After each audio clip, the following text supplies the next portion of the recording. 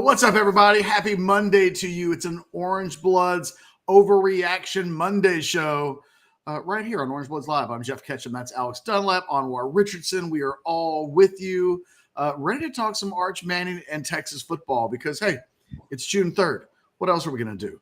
Do us a solid. Hit that thumbs up button. We will make it worth your time. I promise. Subscribe to the channel if you haven't already done so. Notifications, all that stuff. Just bang, bang, bang. Get it all over with. And we welcome you to join us in the Specs chat. I already see Trip on Two Wheels is in the house with a yo. Just another fragrance reviewer is giving us a hook 'em. Thanks to everybody jumping into the Specs chat. A reminder.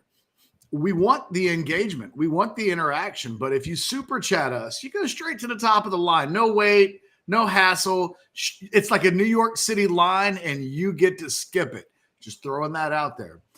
Fellas, it's June 3rd. As I mentioned, you've got all of the players from this weekend, or I guess the move-in date of guys, the transfer guys, the last remaining freshmen, including our guy Santana, Wilson, Alex.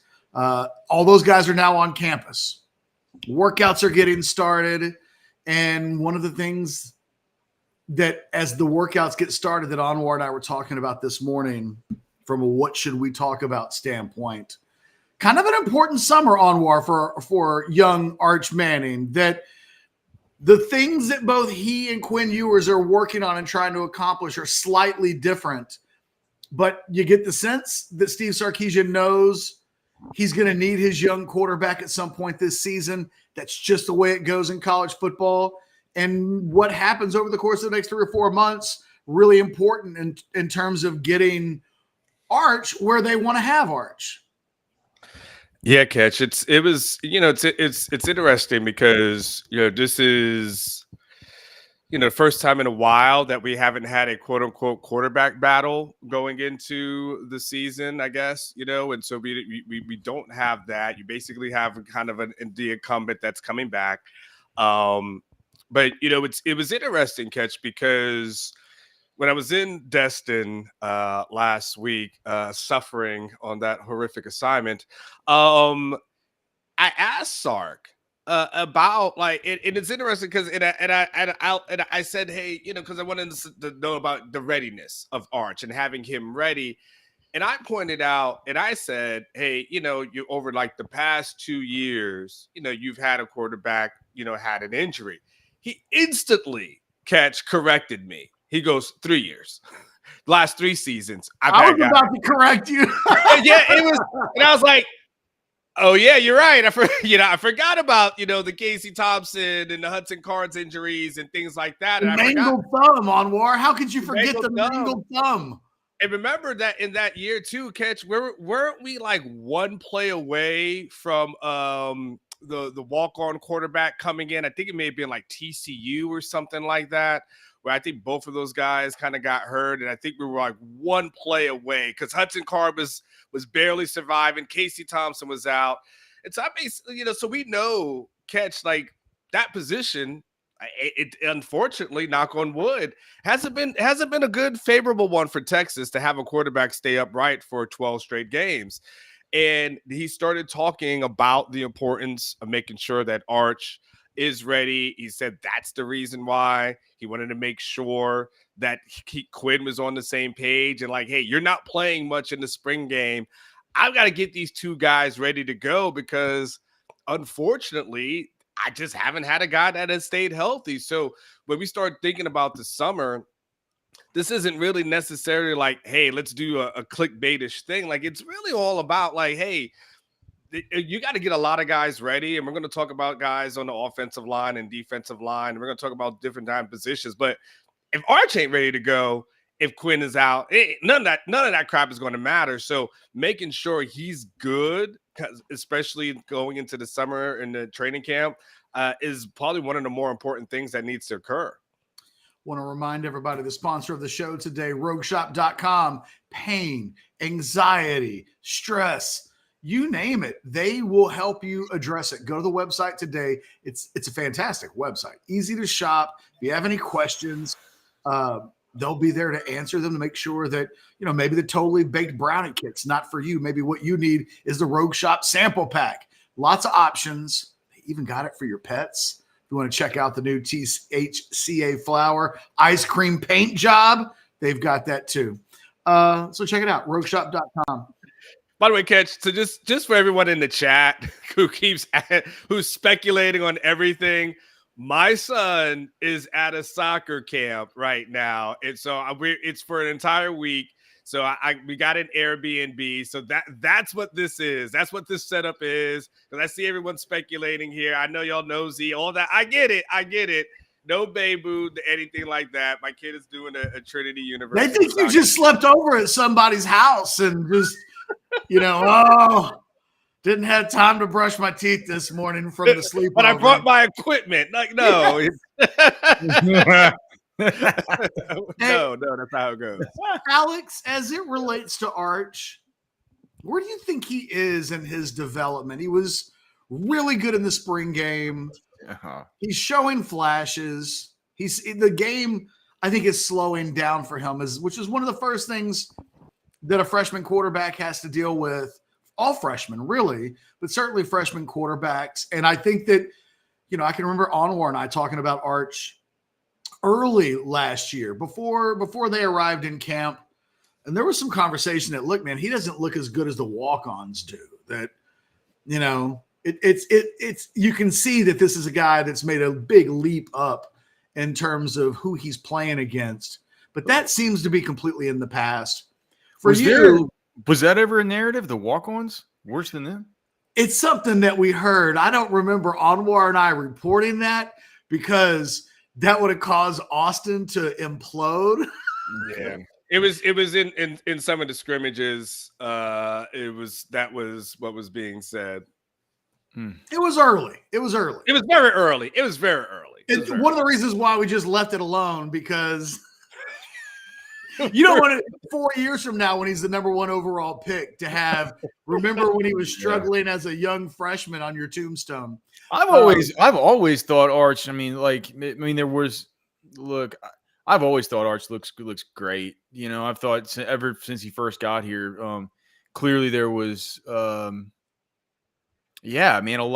lot more to kind of, turn your nose up at whenever, we first kind of got to see him throwing and stuff like that. But he's always had just the big wow moments and stuff. And you always knew that it was just a matter of time before things would just totally come together for the guy. And so I'm not sure they've totally come together, but based on what we've seen in the spring game, I think back to last year, my level of trust in Malik Murphy, if something were to happen to Quinn Ewers, which it did, probably would have, going into that game, use the old Mac Brown, man, that like going into that game, you were scared to death.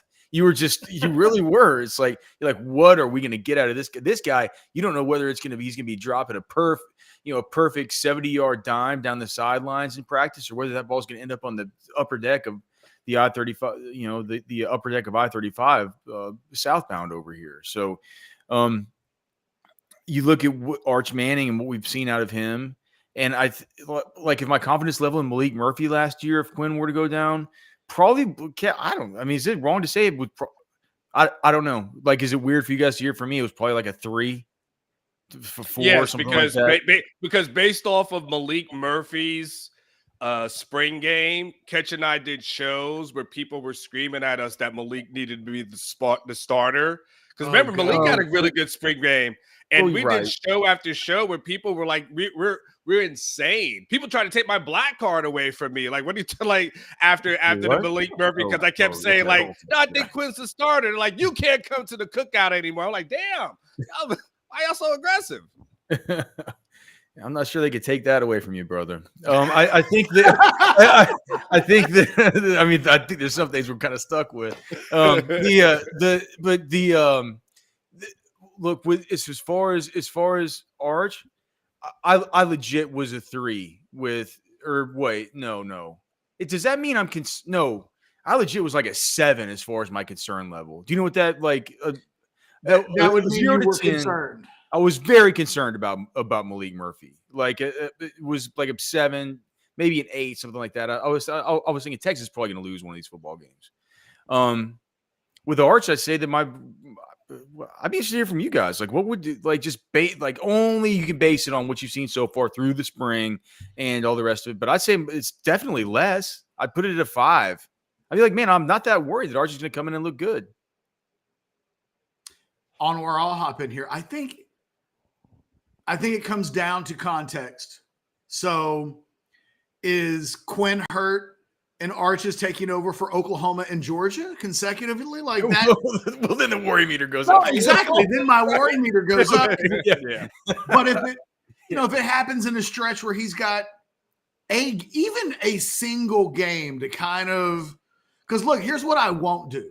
I won't do with Arch what I did do. Like, one thing I was quick to point out in a million shows that I did with Anwar is that you've got to take into account that Quinn, as a young player in 2022, had to make his first start, and then he had to make his first road start, and then he had to make his first conference start, then he had to start in the OU game for the first time in his career, and then he had to go on the road and conference play for the first time in his career. And there are all these firsts, and young quarterbacks just got to go through the trials and tribulations. And I didn't panic when Quinn went through them, but I was quick to note this should somewhat be expected.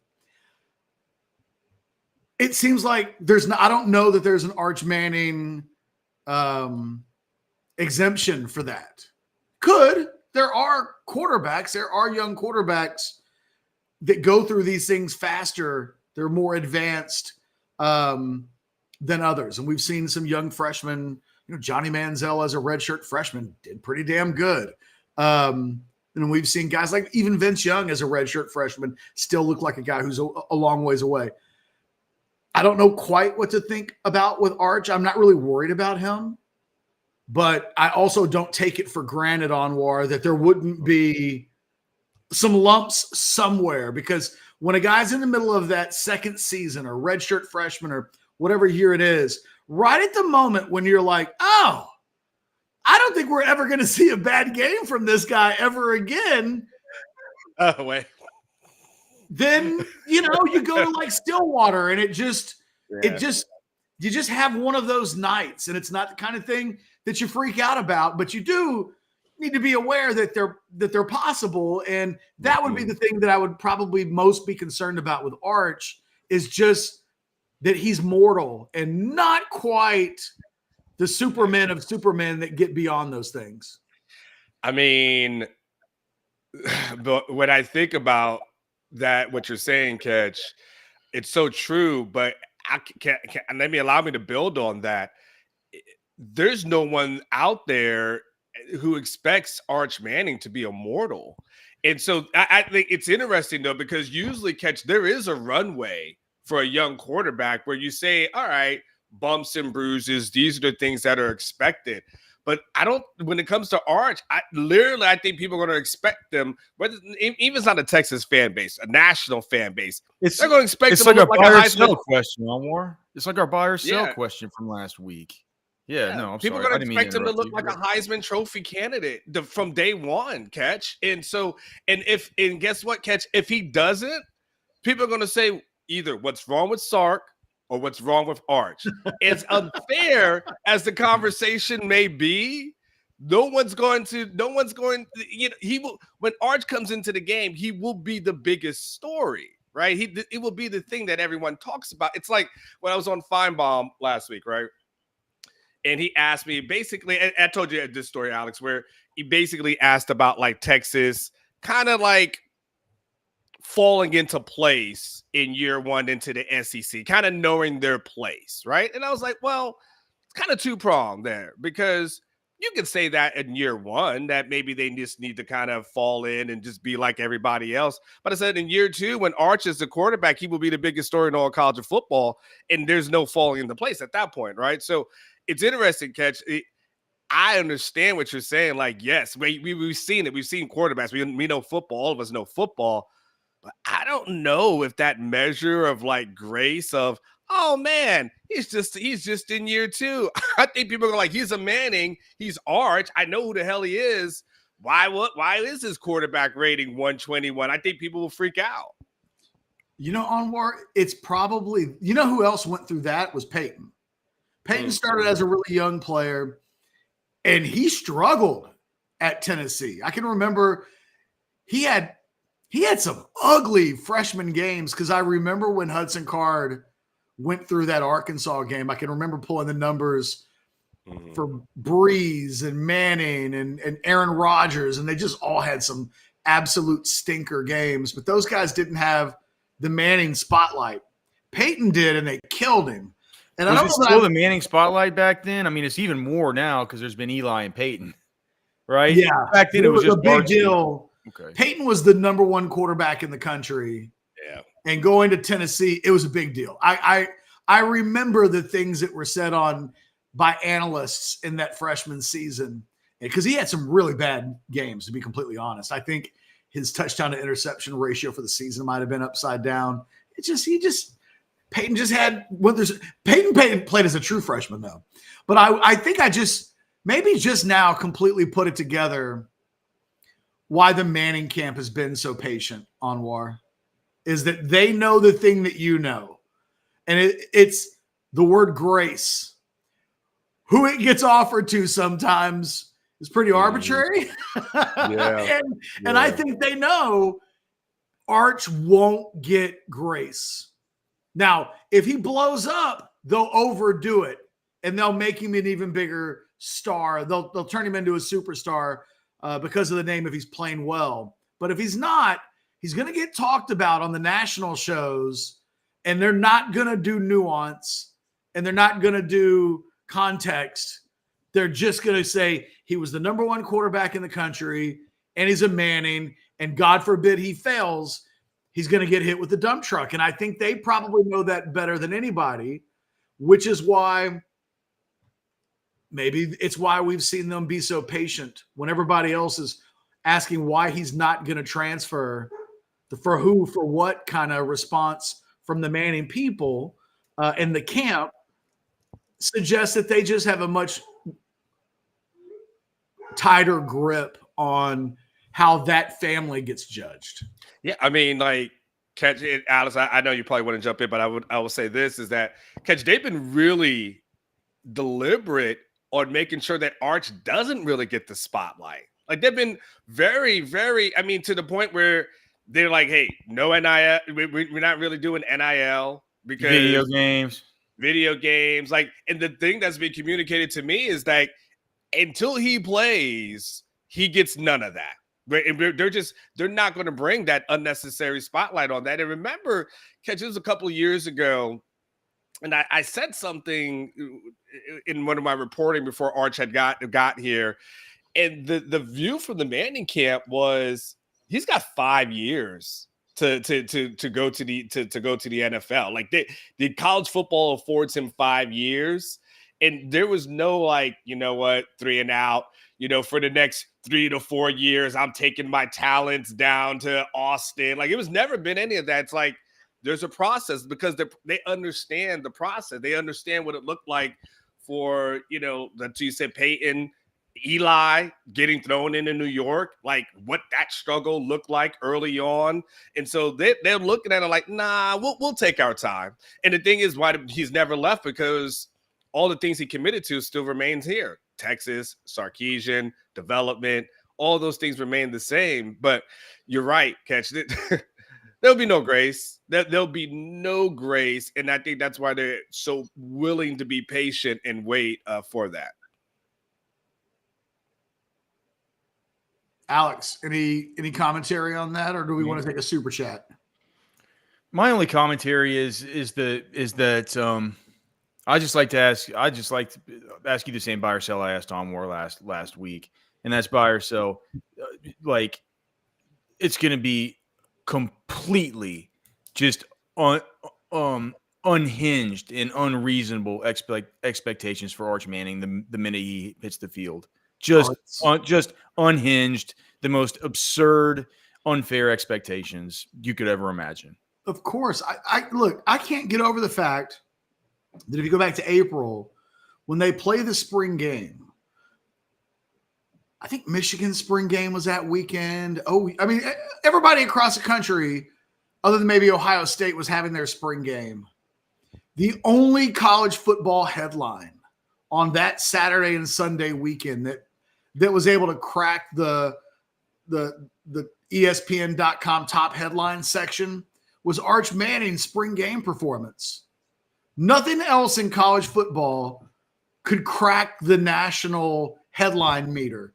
Just Arch Manning in a spring game that, by sheer definition, everybody should slow down to overreact to what you see in a spring game. But even knowing that, the national consumption of his performance was on a level wildly different than anything else that happened in college football at any other spring game, with any other team, with any other national championship contender. And I think it's just a snapshot into what it will look like when the games count and he's playing against Oklahoma or he's playing against Georgia or whomever. And, look, I hate for us to even have to have a conversation like this because we'd like to give Quinn the benefit of the doubt. It sucks that we're doing a show in June and we almost matter-of-factly are talking about there will be a need for Arch to have to play this year. But, we have to be realistic. One of the things Quinn has to prove is that he can stay on the field. This was a question that was asked of Sam Ehlinger. Like, at some point, you have to be able to play a full season, or it's part of the baggage you take with you to the NFL. You're the guy that can't stay on the field. That can have some effect. So it's really important that he just stay healthy this year. God, man, I almost shudder to ask Anwar to go through the quarterback injury article that he wrote a couple of years ago, because it's only had more years added to it with more injuries as Sark every year updated. Like, Sark will be the first one to tell you, I've not had the same guy all season long. Just hasn't been that way. And so you got to be a good Boy Scout. You got to be prepared. But boy, it's, we're talking about what's going to happen in the future. And when it happens, it's going to be exciting. I hate to even say that. Or there will be a huge segment of the Texas fan base that if Quinn stubs his pinky toe or something, and the murmurs, catch the murmurs. I'm just he doesn't even need to stub a pinky toe. He can throw a pick. Because Arch is more exciting than Chris Sims was, and that's saying a lot. There was and I think Arch, based on what little we've seen of him, but I think he looks like a more composed and ready player than Chris Sims did in his second year, when Chris had more game experience than Arch did. I think we're looking at a guy that's going to be an NFL football player, probably going to be a real high NFL draft pick. And I know this, I'll be excited to see him play. This will be the wildest overreaction Monday hot take of them all. But I don't know, in italics, bold, underline, I don't know. I think, but I don't know that Quinn Ewers is better than Arch Manning. Right now. That what we've seen of Quinn Ewers is a very good quarterback. Can Arch not be very good? We haven't seen great yet. We just haven't. We've seen moments of greatness. Games of great. I think Oklahoma State. Oh, yeah. Look, that Alabama performance, it is what it is. Like, it talk about things that go on your tombstone. Here lies Quinn Ewers 80 years from now. He beat Alabama by double digits in Tuscaloosa. At night. The only quarterback that ever did that. That went while Nick Saban was there. So, put some respect on what he has accomplished. But there's no getting around the fact that he ended the season in less than stellar fashion. It underscored the need for him, I think, to take a step. And until we see it, all we can do is go off of what we've seen from Quinn. And I don't know that Arch Manning can't do that. So I think Quinn Ewers is better right now than Arch Manning. I just don't know that.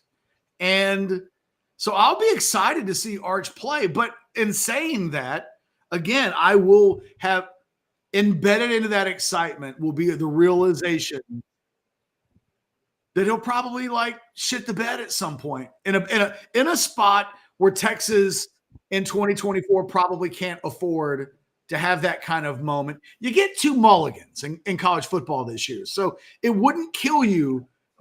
That may be the difference, Anwar, between these past seasons. Even Quinn can. There are 2 mulligans. A 10-2 SEC team is going to get into the playoffs. I don't know. Talk about grace. I don't know that kind of room has existed. It hasn't in previous seasons. So if you are forced to play Arch, you do come with a little bit of an umbrella or a safety net, assuming that you haven't used your mulligans up yet. I mean, the good part, Catch, if you look at this, right? The good part, if you look at the schedule, Arch is probably going to play in at least 4 out of the first 5 games. Like he'll play against Colorado. You don't really expect him to play against Michigan. He'll definitely play against UTSA. He'll play against Louisiana Monroe, and potentially play against Mississippi State, which I don't necessarily think is that good. But I think they've been active in the transfer portal, so you can at least say he'll play in 3 at least, with potential of 4 of 5. So. In previous years, Catch, you're always trying to get it. And I'm sorry, Catch, I took all the graphics off when I put that up there. In previous years, you're just trying to get your quarterback who lacks experience, just a PT, and you really can't worry about the guy behind you. At least now, you've got an opportunity to say, okay, man, you get some PT, and then you can worry about the guy behind you as well. But I mean, I totally agree with you. And then, by the way, Catch, the one thing I wanted to point out, it's to your point of is he better than Quinn? Something that, first of all, we hope you never have to find out, right? In the ideal world, Arch plays next year, and he just becomes the guy, right? It becomes that Lincoln Riley of one superstar after another superstar after another superstar. Now, what you don't want is, or in a Sark, places that thing where you don't want like something happened to Quinn and then like Arch's balls out like that. Now you're just that's like a Spencer Rattler, Caleb Williams kind of thing, right? We saw how that ended. It didn't end well. Yeah, it ended bad for Oklahoma. It ended bad for Rattler at the end of the day. Yeah. I feel bad for him. Yeah. But yeah, no, go ahead, Alex. Go ahead. No, it's like so. I mean, I'm just bringing it back around to the thing about the expect. I just think even though Catch and even though Onwar and even me, like people who try to take the most, just we're not Jason Sukamel tap the brakes guys, and this of course is Overreaction Monday and all the rest of it, right? So we're prone for some kind of hyperbole here, but even us that need to come into this deal with Arch Manning, understanding these things and understanding these nuances the Catch has laid out about how there could be the bad games, there could be the stub your toe moments, all the rest of that stuff. I think the gravity that there's so much gravity to that dude. It's like even us, it feels like the expectations are going to be unfair. It just feels like it's if they're unfair from us, imagine how it's going to be not only from the national media, but then take spin that down into how we know things go here in the Longhorns bubble. And it's just, man, it's good to be king. It's good to be the biggest fish in this whole deal. He's going to make a lot of money off it. He's going to parlay it into a great NFL career, I'm sure, and stuff. But man, whenever Arch steps on that field, dude, he's going to have a big, big, big weight on his shoulders. Okay, so just so people understand why we're having the conversation, I found it, Catch, the injury history as relates to Texas and the QB position. And it starts at 13, 2009, right? But really 13, you have some David Ash brain injury, 2014. David Ash has another brain injury. You got 2015, Gerard Hurd gets a concussion, gets replaced by Swoops. 2017, we got Sam Ehlinger with a concussion. We got Shane Buechele with a bruised shoulder. 2018, Sam Ehlinger leaves the Baylor game because of another shoulder injury. 2019, we know you and I both know this very well. The rib injury that Sam was playing with just keeps going. Like, catch, 2020. I really don't think you have to convince that Texas fans know. Okay, you're like, remember when all this bad shit happened? Like, they do. It's good. I promise you, they remember. Or just so someone, I'd only put it up for someone who may be thinking, why are you guys having this conversation in June? David Ash had a brain injury and had to give up football. Good times. Has he given it up? Has he given up, or was he at pro day punting again, Alex? Hey, come on, man. I'm just asking. Thing is, David Ash probably turns into an NFL quarterback without the injury issues. I mean, Scouts is like as recently as like 2019 or something like that. Like it would still like woo over David Ash just versus Aaron during pro day. It's just, I mean, in retrospect, his sophomore season was really good. Nothing as pretty as a David Ash ball against Aaron, man. It's just he was a good practice player. So it's Google Scholar asked this 15 minutes ago, but he wanted us to finish the discussion first. I have a feeling Alex is not going to know what to do with this question, so I'll try to help him. For $4.99, Google Scholar wants to know random would, and I have to wonder why Google Scholar is that. When I finish this, is it really random? You can be honest. It's a safe space here. Random. Would you rather? Would you rather watch A&M win the College World Series or recreate the D'Angelo "How Does It Feel" video? Lord. Is D'Angelo trending or something? Did he do something, or he just? That's why I'm asking. Like, was this really random, or do you have D'Angelo on the brain? It's okay. The thing is, I don't know what that means to recreate the D'Angelo. I know what the D'Angelo "How Does It Feel" video is. Alex, it's a video of D'Angelo, the R&B singer, singing a song where like the camera just focuses on his nipples and his six-pack and almost down to his nether regions for the whole video. He's naked. He's naked in the whole video. Yeah, he's butt-ass naked. He's naked and it's just circling him. I'm trying to watch it right now. Well, I'm going to turn it off. Now you are going to be spammed, Alex, with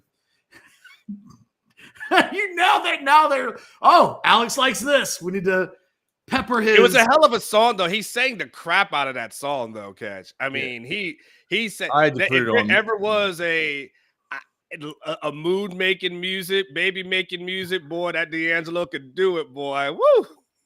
But what does it mean to recreate the video?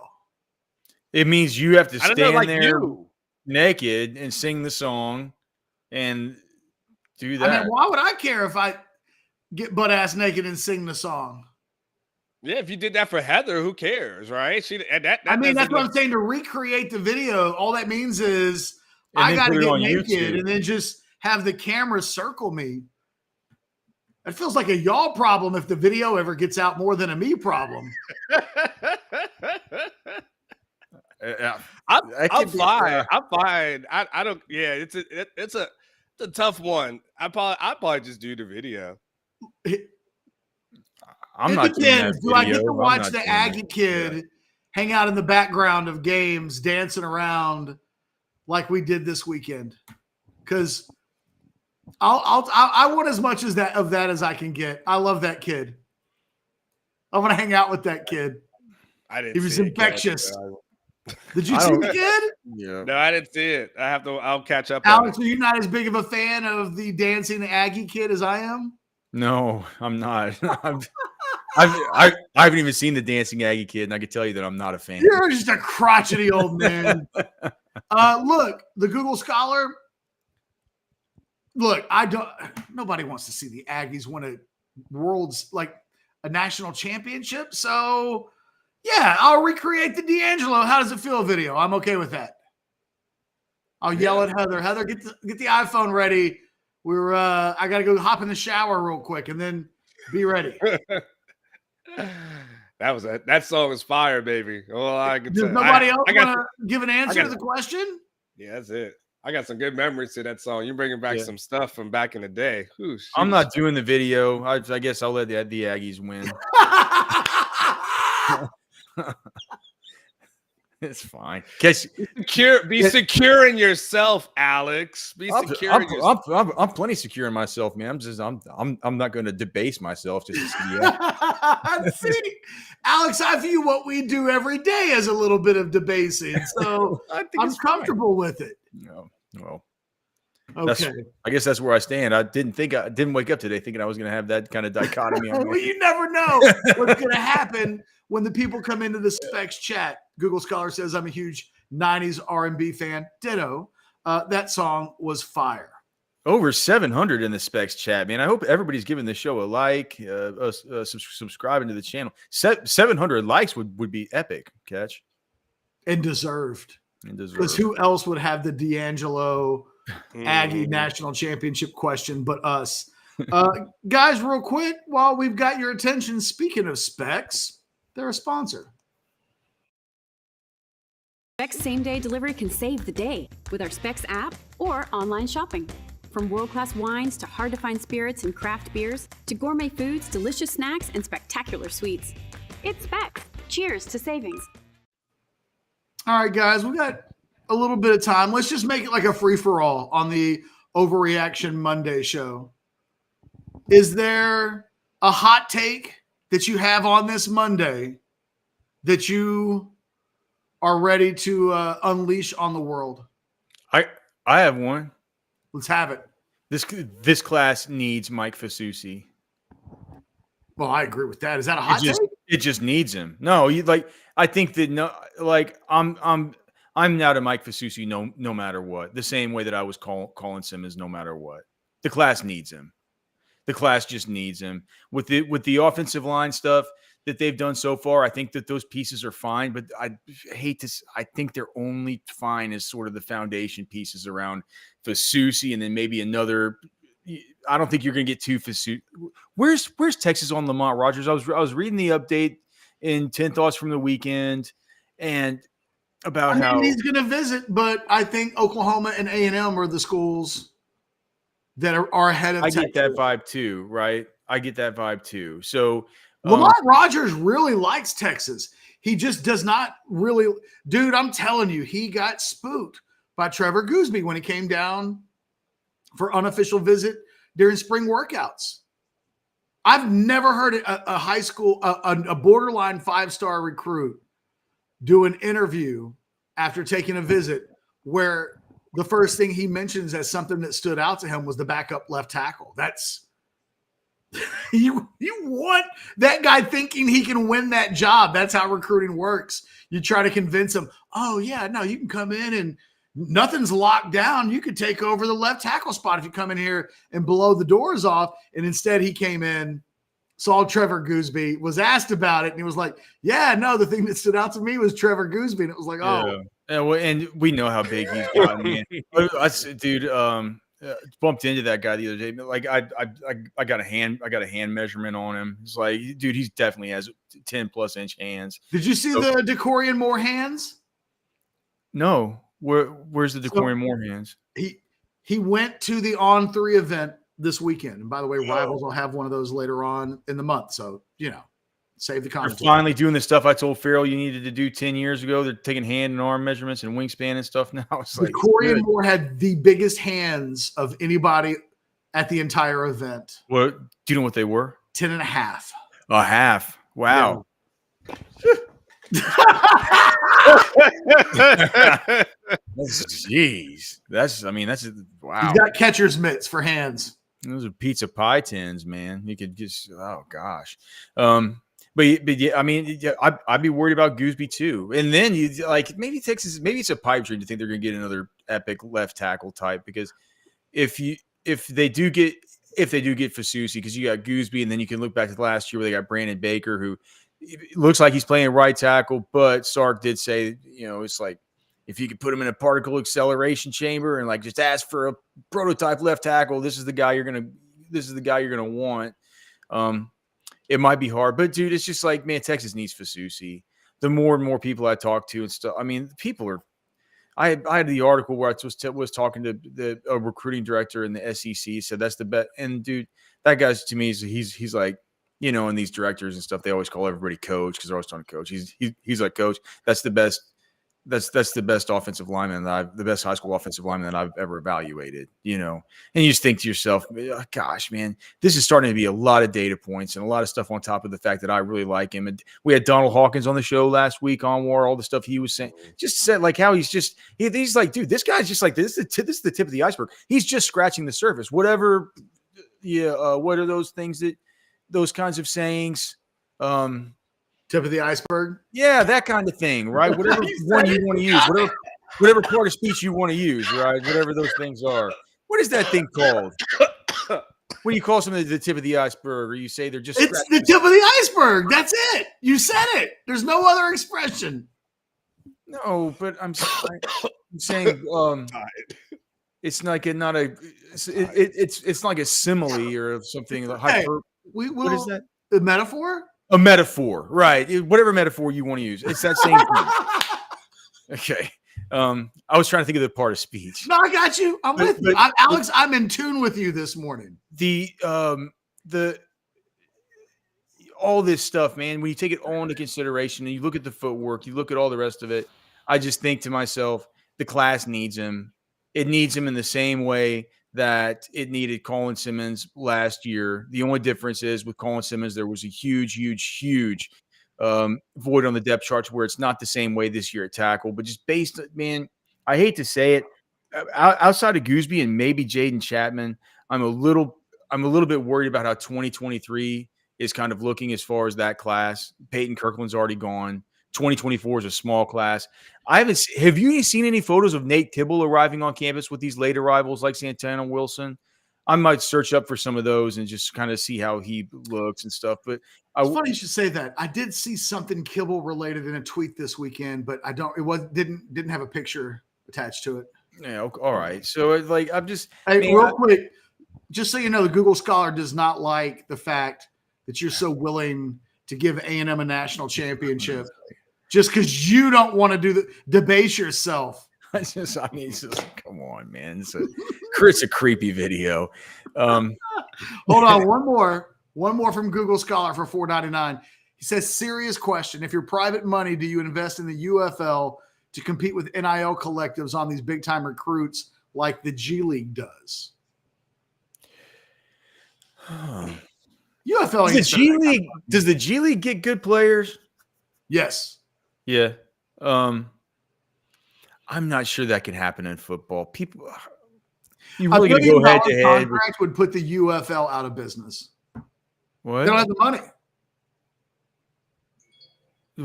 Hold on. What'd you say would put a UFL out of business? I was just saying $1 million salary for one of those clubs would be an anchor that they can't get out from under. I just don't think they have the financial viability to do what the G League does. Oh, okay. Yeah. So I don't think, you know what? I don't think people would tune in to watch UFL, watch a bunch of guys that didn't want to go to college, play in a semi-pro sport. I think college football is people want to play college football. And I think these guys want to play. I think that something like that would take just a siege. It would take you just having to change things at the population level, right? It's like, man, college football is pretty, it's pretty integrated into our society and the way that people think about the natural order of things in football. So I'm not sure that would be a winning proposition for your cash. Onward, you got a hot take on our way out? Yeah, I mean, I do a little bit. I don't know if it's a hot take, but I'll say this.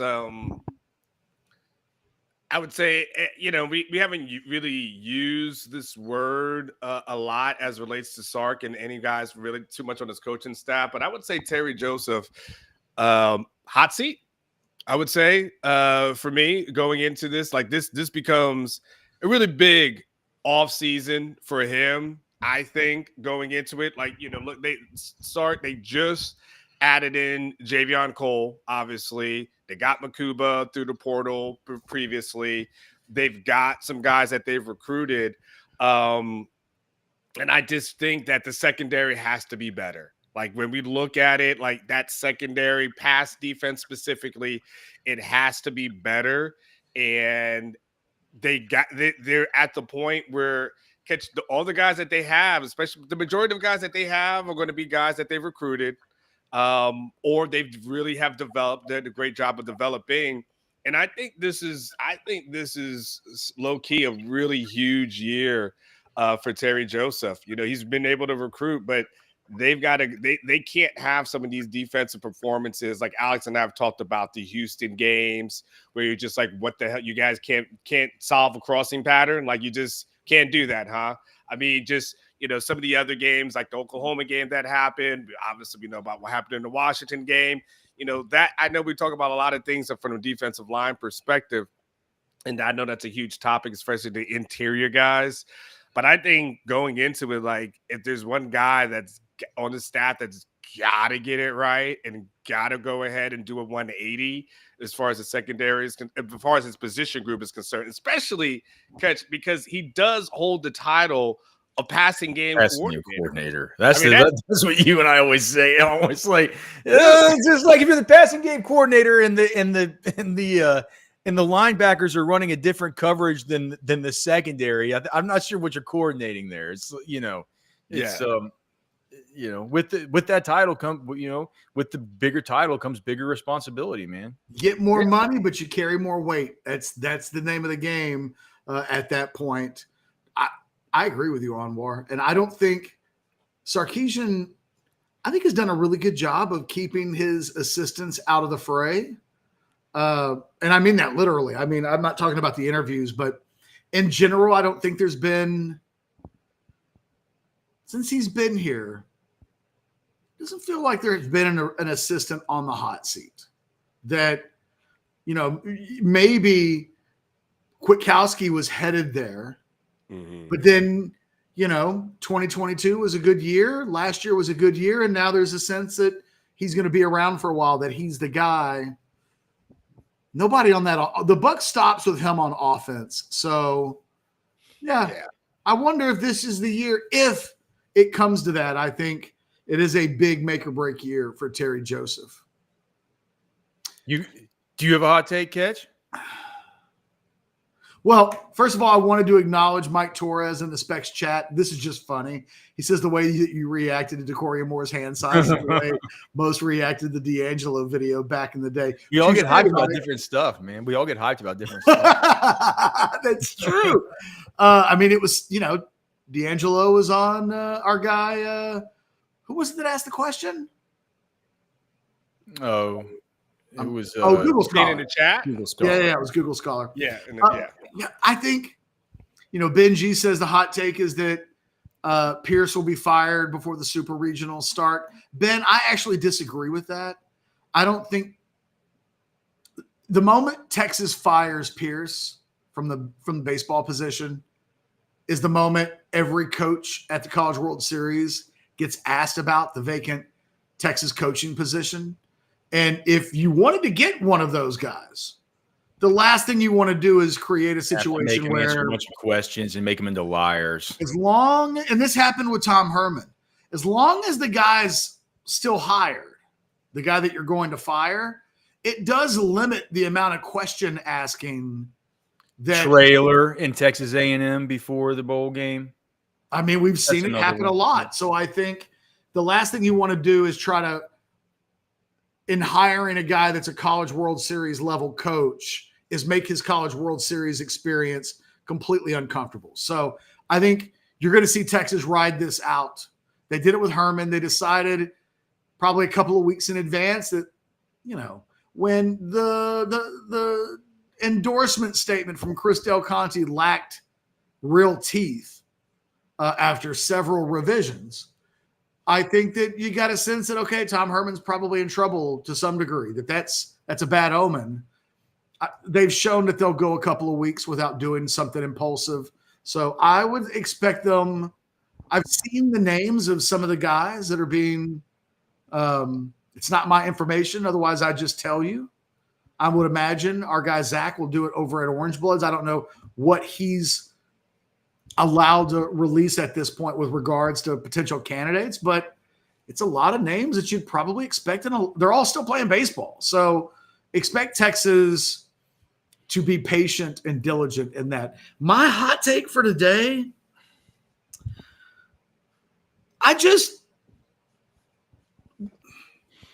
Alex, I'm sure you saw the data points. I updated my offensive line data from the state of Texas. And it's just wild to me that once you get beyond the top 2 tiers in recruiting, that mid 4-star, the national number for offensive linemen over the last 20 years is that roughly 25% of all mid 4-star offensive linemen get drafted. That number drops down to 5-point-something% in the state of Texas. It's a wild statistical anomaly that is hard to explain. Why aren't not Texas Longhorn offensive linemen, although the numbers aren't good there either. Yeah. I think Texas is 0 for 6 all time with mid 4-star offensive linemen. So, it is what it is. They contribute to these numbers, although it's not a Texas problem. If you took the Texas numbers out of the national numbers, suddenly the national numbers are over 30%, which is actually, statistically speaking, a really rather high number. It would indicate that evaluating offensive linemen at a certain level across the rest of the country is easier to do with success than it is in the state of Texas. That Is it the nature of the offenses, you think? Is the nature of the offenses? I mean, but they're doing a lot of the nature of these the area that does the best in terms of developing offensive linemen ranked at certain levels that go off to the NFL is actually the West, out West, including states like Washington and Oregon. When those states have produced high-level offensive linemen, they've hit at much higher rates than the state of Texas. I don't know what to tell. So the thing is, if you take it's like 150 guys in the last 20 years that have been ranked mid 4 stars, low 4 stars, or high 3 stars. If you take that pile of players over the last 20 years, 11% are hitting as NFL caliber offensive linemen.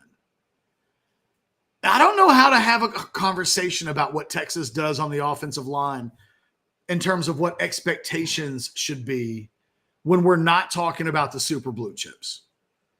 When you're not talking about Kelvin Banks and DJ Campbell, I'm not sure how to talk about these guys in terms of what do I tell our audience about what Texas is doing in recruiting on the offensive line when, through no fault of Kyle Flood, what he is historically working with is a terribly flawed group of players that pans out 7 times less than everywhere else around the country. I mean, so you're just talking about but I think, and look, I mean, the data is the data, and like, I understand that. But I also understand that the data sets that you're looking at, like just guys getting drafted or guys getting drafted high, I do think you can be a serviceable and good and reasonable college player and not get drafted. That's true. But if I read you the names of the players on this list, about 1 out of every 10, I can do it right now if you want me to. I'll tell you what, I'll do it off the air because I don't know how exciting it would be for me to just start reading off names. But every once in a while, you'll come across a Parker Braun. Yeah, or a Kerstetter or a Shackelford or these kinds of guys. The thing is, were those guys, we remember them as serviceable, solid players, but in reality, they wouldn't start on the 2024 offensive line for Texas, and they weren't ever good enough. Like we end up. Puna Ford's really. I bet Shaq could push Hayden Connor, and maybe Kerstetter could push Connor. But I mean, that's down a whole rabbit hole. I mean, all that says you don't think Jake Majors and Hayden Connor are NFL prospects. Well, I'm just saying that. Well, just the way I'm starting to kind of think Majors might be, but I just think I don't know what's up with Connor. I don't know if Connor's been hurt or what. You know what I mean? It's been this last season and a half. it feels like that left side of there's something going on with the lower left side of his body. Every time an outside zone to his left, it feels like he gets his outside shoulder just penetrated upfield against, and it wrecks plays. And I don't know what's going on, but maybe it gets fixed. And then I do think that, yeah, that's exactly, but this is nitpicky. This is nitpicky stuff. No, we're doing very nerdy, like splitting hairs right now. Right. And Anwar is sitting back like, guys, let me the hell out of here. Like, I'm in San Antonio. Let me go get some breakfast tacos. All I'm saying is, I don't know quite how to paint the picture. Yeah. Because if someone wants to get excited about some of the recent Texas commitments, after looking at the data, it's hard to get some numbers out of your head. Alex is going to remember that 10.5 hand size on Corey Moore forever. Oh, yeah. I won't forget the data that I've looked up and investigated. And Alex isn't wrong. You will come across the occasional, it's almost as big of a statistical anomaly as a player actually getting drafted. The issue remains that the state of Texas has an offensive line problem. The prospects that they're developing beyond the super blue chips, because those numbers aren't quite where you think they would be, but they're not far away. And quite frankly, they've been hitting a lot. Other than Tommy Brockermeyer, the five-star offensive linemen have been panning out, and that's a good thing. Same thing with the high four-star offensive linemen. Those numbers are perfectly fine inside of kind of what you'd expect to see nationally. The rest of it, though, I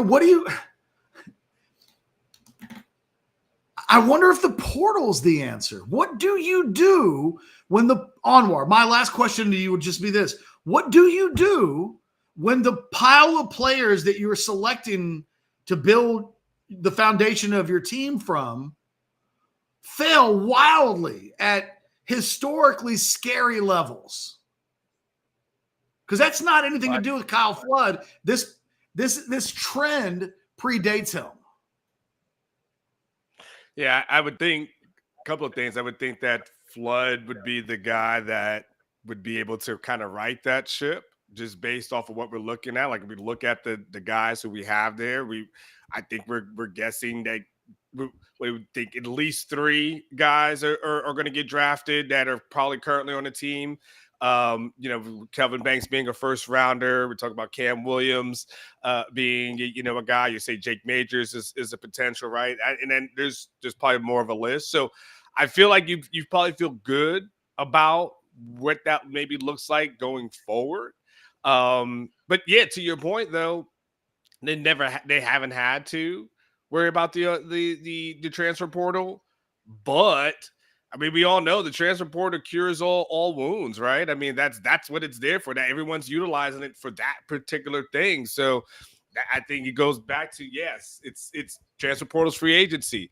Why did people in the NFL go heavy in free agency? Because they missed in a draft, right? So it's the same thing as missing in recruiting. So it's the same exact thing, right? You're like, all right, we missed in recruiting. Then we got to go into the transfer portal and get somebody. So I think Flood will make Flood will make it better for Texas. And then I do believe that if all else fails, just go in the portal and grab somebody. Well, interesting conversation that is very. I think we had a super chat too, by the way, Catch, towards the end. Did we? Did I miss something? Hold on. I see. Oh, Google Scholar says, Catch, that's more reason to invest in the portal. Maybe. Jerry the Targaryen Steamboat with this hot take. Is it hot? I'd start Parker Braun over Connor. I like you. Hey, Alex is a Parker Braun fan. Yeah. I like Parker Braun. At this point, Parker Braun was a smaller but better player than Hayden Connor. You don't disagree with that, do you? Not with the way Connor's played. Connor's played some left tackle and stuff like that, which brings a little bit more value to his skill set. But yeah, I mean, the way he's played this last year, it's like I think something was wrong with him. We'll see with Hayden Connor, man. I'm really hoping for a bounce back this season. All right, guys, we're gonna wrap it up right now. Thanks to Specs, thanks to Rogue for being the title sponsor of Overreaction Monday. We couldn't do what we do without Rogue Shop. And beyond their sponsorship, they're just a great partner. They help people in life, whether it's anxiety, pain, sleeplessness. Check them out. Go to rogueshop.com. Stop being afraid. Put aside whatever preconceived notions that you might have had before you've ever used any of the product.